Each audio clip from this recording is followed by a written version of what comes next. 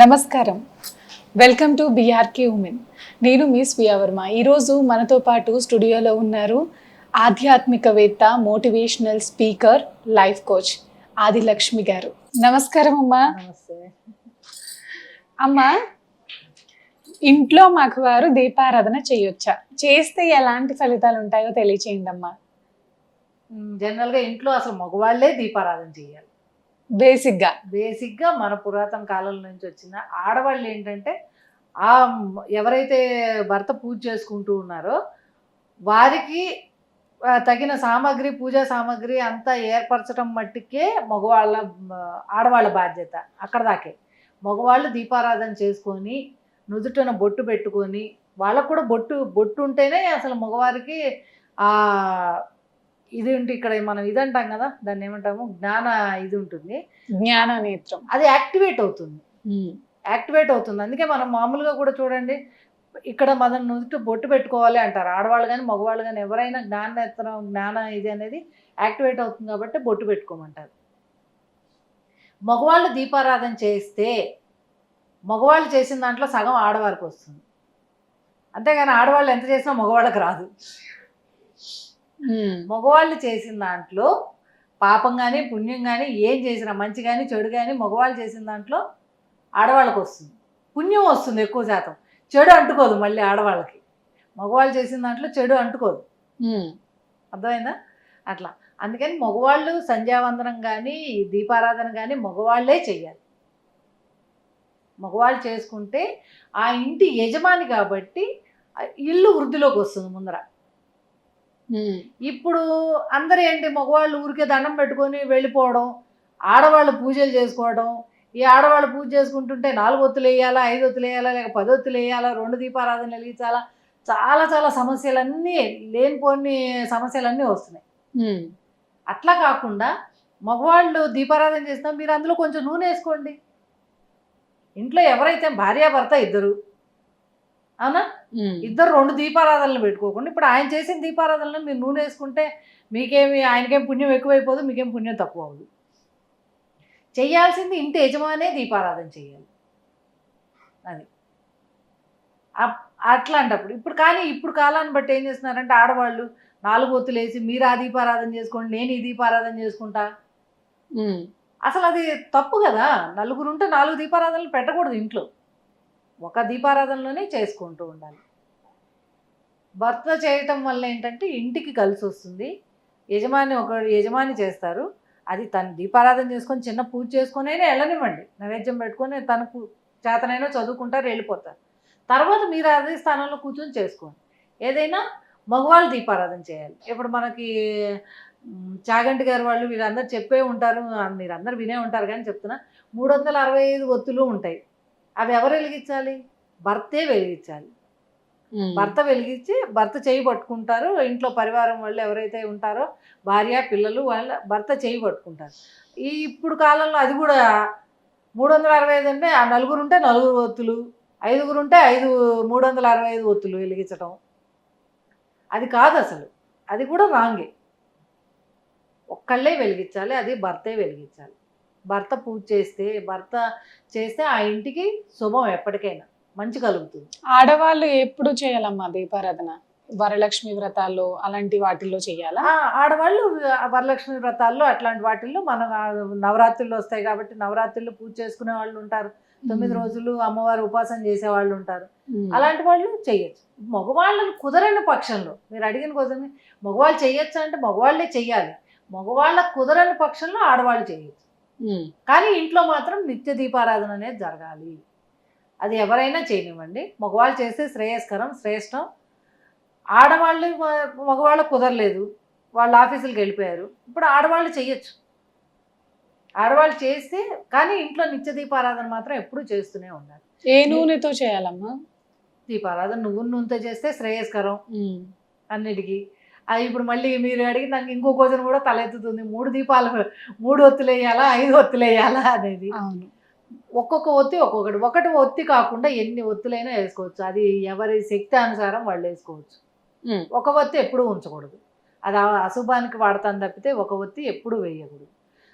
దీపారాధన చేసిన తర్వాత మనం అగ్గిపుల్లతో వెలిగిస్తాం, కాకుండా అగరబత్తితో ఆ దీపాలని ఒత్తుల్ని వెలిగిస్తే మంచిది. 3 ఒత్తులు వేసుకుంటే ఎప్పుడైనా జ్ఞానానికి, విద్యా విద్యా ప్రదానానికి కూడా 3 ఒత్తులు మెయిన్. 3 వేసుకుంటే శ్రేయస్కరం అసలు.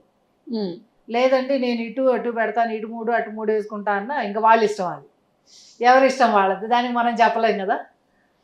నువ్వుల నూనెతోనే శ్రేయస్కరంగా ఉంటుంది. అమ్మా, దీపారాధన మాకు వాళ్ళే చేయాలి, ఇంట్లో ఆడవాళ్ళు స్నానం చేయకుండా వంట చేయొచ్చా?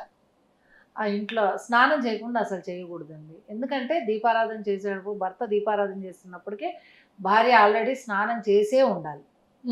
స్నానం చేసి తనకు కావాల్సిన అన్నిటికీ అక్కడ సిద్ధం చేసి ఈమె వంట చేస్తూ ఉండాలి. అప్పుడు ఈయన పూజ అవుతుంది, ఆమె వంట అవుతుంది, తీసుకొచ్చి నైవేద్యం పెట్టుకుని తినొచ్చు. ఎందుకంటే స్నానం చేసి చేయటం వల్ల ఏంటంటే ఒక శుభ్రత, ఒక పవిత్రత ఉంటుంది అక్కడ. అంతేగాని మనం రాత్రి పడుకున్న బట్టలతోనే లేచి అన్నీ చేసుకొని బయటకు వెళ్ళొచ్చిన బట్టలు ఉంటాయి,